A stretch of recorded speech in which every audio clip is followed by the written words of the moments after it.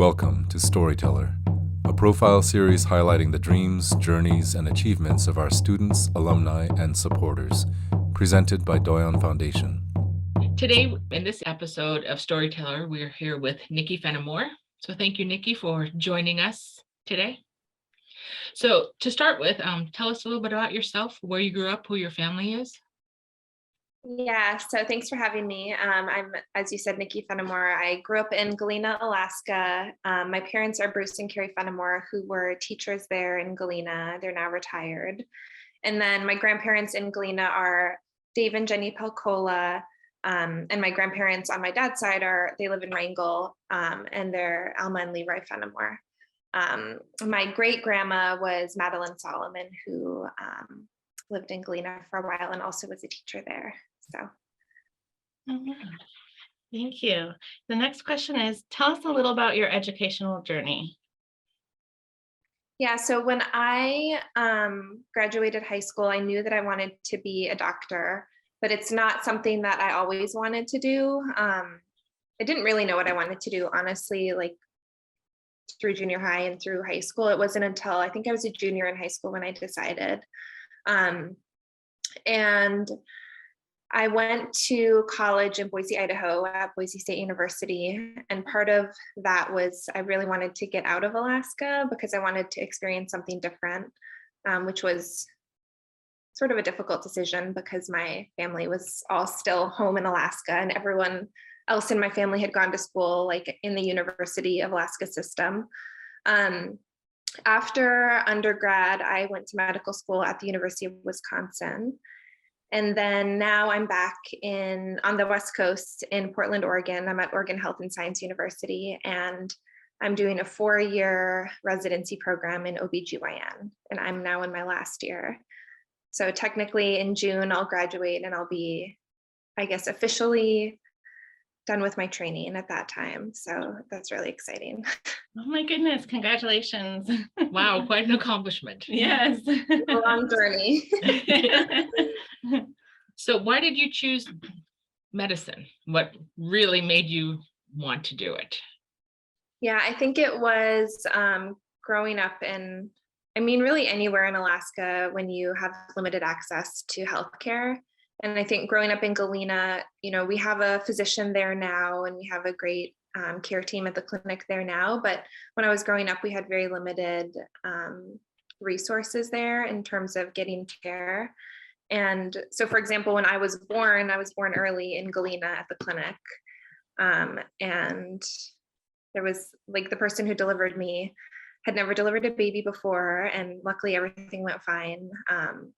But just that sort of hearing that story growing up, and then also seeing a lot of my friends and family need care in emergency situations in Galena and then needing to be medevaced out. And I think, the specialty that I've chosen now is OBGYN. So I'm not in emergency medicine. I'm not like in family medicine, which is really what rural Alaska needs. But that was sort of my inspiration to go into medicine, was just seeing sort of an underserved population and wanting to give back in some way to an underserved population, even if it's not eventually, I might not eventually end up back in Galena, but I think just getting care to people who need it was something that was really important to me. So that was the main thing, was growing up in Galena and seeing sort of the lack of care that we used to have there. Thank you. Yeah. So the next one is, how did your education help you get where you are today? Yeah, it's been like this whole journey has been education. It's been 12 years since I graduated high school, and I've never, like, even now that I'm in training and residency, like seeing patients, doing surgery, I still think of it as essentially being in school still, because I still am learning every day. I'm still not my own boss yet. And so I think of essentially my whole life to this point has been my education. So I don't know, it's a hard question to answer because I feel like I'm still like in it in this way. But yeah, it's been a long road, but I feel like I've learned a lot and it's been great. Wow, thank you. So what has been your biggest challenge you've faced in your educational journey? And how did you overcome it? I mean, you went from small rural school straight into a big university out of state. Yeah, I think part of me, when I was in high school, I was one of those people who was like, I want to get out of Alaska. I want to get out of this tiny town and see what else is out there. And that was really exciting to me in the beginning. And then very quickly, like you said, I was in this huge city for me. I mean, Boise, Idaho has 200,000 people, I believe, and it felt huge. And now, like compared to other cities, that's a really small city. But it felt huge. It was a huge adjustment. Just like everything was different. I moved there in the summer and it was getting dark at night. And I was like, why is it getting dark? Just having never really lived outside of Alaska, it was weird. And then by virtue of wanting to go into medicine, I essentially couldn't go back to Alaska because I know that the University of Washington has a program where you can do medical school with them and do some rotations in Alaska, but that was, that it's hard because that's just one opportunity to go to medical school. So I felt like my opportunities to pursue medicine while also being in the state of Alaska was difficult. And so I guess I'm trying to say in a roundabout way, it was difficult to be away from family and away from home while I chose this path. And I knew that I didn't have an option essentially to be close to family while pursuing my education. And I think that was the most difficult part, was just being away. And I think also in terms of being away from family, like being away from culture as well, was really hard. Luckily, when I was in Wisconsin for medical school, there were several other Native American students who came from different tribes, but we would hang out and like have dinner together, share stories. So that was a nice way to connect. And then in terms of like overcoming this feeling of being disconnected from my culture, disconnected from my family, I mean, luckily we have things like Zoom and texting that make it easy to stay connected overall, but it's definitely been difficult. And I think one of the hard things too is being away from family. And in my mind, like my grandparents and my parents are still the same age they were when I left 12 years ago. So going back, it's a little bit hard to see people get older and feel like you missed a lot. So, I mean, while there were challenges in terms of my education, in terms of like school hours and homework and getting assignments in on time, I think the most challenging part was just being away and sort of trying to navigate how to be creative to still feel connected to my culture and my family. If that makes sense. Yes, thank you. Next one is, do you expect to continue your education in the future? If so, what are your plans? Yeah, so I think that I think medicine is always going to be something where I feel like I'll always be learning. I mean, nowadays with the internet, I have patients who come to my clinic and they have read about everything. And they'll like quote me on a study and say like, oh, I read this study. Have you heard about this? And so I feel like now it's expected for people in healthcare to be very up to date on like recent literature and research, because patients are coming in very well informed about their medical conditions, which is great. But I think by virtue of that, I'm always going to be learning. I think after this year, my last year of residency, I'll be done with formal training. I could continue on and subspecialize. That would be an extra 3 years of training, and I don't plan to do that. I plan to be a general OBGYN in the community. And so my formal training will be done, but I feel like I'll always be learning and studying and trying to stay up to date on all of the new medical things that are coming out. Thank you. So apart from school and work, what other activities or community involvement do you have? Yeah, I think that I'm looking forward to being finished with residency because I feel like I'll be able to have a lot more time. Currently in residency, I don't think a lot of people know this, but residents in the US, we get capped at 80 hours a week. And we work that. So like, it's very frequent that we're working 70 to 80 hours a week, and sometimes more. So it really does feel like my job and my like learning is my whole life at this point. But when I do get time off, I enjoy spending time with my partner, Shiroz. He's also in medicine. He's in general surgery. So we don't see each other very often. And then we have 2 cats and just kind of enjoy spending time home and relaxing. I used to, when I was in high school, I used to do beadwork. And I went away from that for a long time, and I've sort of picked that up again recently. So that's something that I'm focusing on right now. But I think when I graduate from residency and have a lot more time, I'm looking forward to being more involved in like the community and in students. So we at OHSU here in Portland, we have a program for medical students that's specific for Native American medical students. And so we have a group, I think right now there's probably like 20 or 30 students in that group. So we'll have get-togethers every now and then, like beading nights, cooking nights. And I haven't really been able to participate in that during residency. So I'm hopeful that once I'm done, I'll be able to be more involved and sort of be a mentor for those students, because I feel like I got to where I am today because of my mentors. And I definitely want to give back in that way to sort of the next generation. Thank you. The next one is, what role does your culture or native language play in your life? Yeah, I think I kind of mentioned, I think it can be hard to have that sort of play into my work. We don't have a lot of Native patients here in Portland. The few that I have had, it's been really nice to care for them.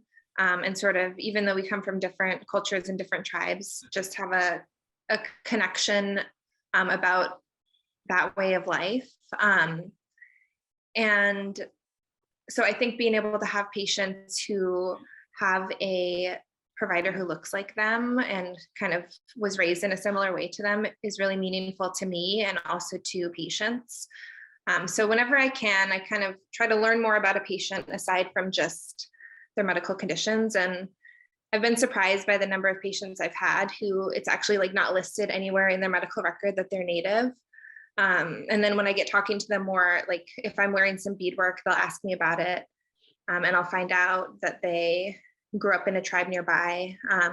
So I think that that is a really important part of what I want my future practice to be, is being open about my culture and who I am, and having patients feel comfortable coming to me with sort of their lives in general. Because I think in our culture, at least my experience growing up in Galena, we sort of at times had a mistrust of the medical system. So I think it's really important to have people who are working in healthcare who are trusted in communities that haven't always had the best experience with healthcare, if that makes sense. Yes, thank you. So what kind of support did you receive from Doyon Foundation, and how did it help you as a student? Yeah, so Doyon funded me essentially through most of my education, all through undergrad. Every single year I had a Doyon scholarship. And then I believe all through medical school as well, I had a Doyon scholarship. So that was huge. I mean, the cost of school, I'm like talking to my mom, she told me that when she went to college, she paid like, I don't even know, $500 or something. And it's just crazy, like the way that the cost has changed over time. So Doyon has been huge in funding my education. And it's already stressful to be away from home, to be going to school, and not feel like you have a lot of support, at least like physically where you are.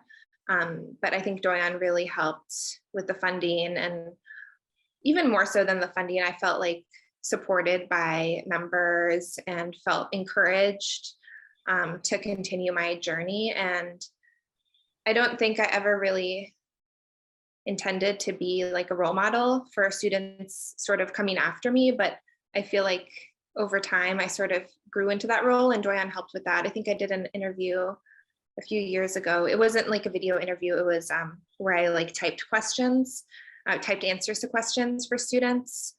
So I feel like they've also been great in sort of making role models and helping students coming after, not just for me. I've seen it in some of my friends. I've seen some of my friends do Storyteller series. So I think it's just overall in terms of funding and like moral support has been really great. Thank you. Next one is, do you have any words of advice or encouragement for students today? Yeah, I'll probably sound cliche, but I would just say, don't let anyone tell you that you can't do anything. I think growing up in rural Alaska and in a small community can be difficult at times, and communities are typically very supportive, but I think at times it's also looked down upon to sort of leave. And it's not like typically the way that our culture does things.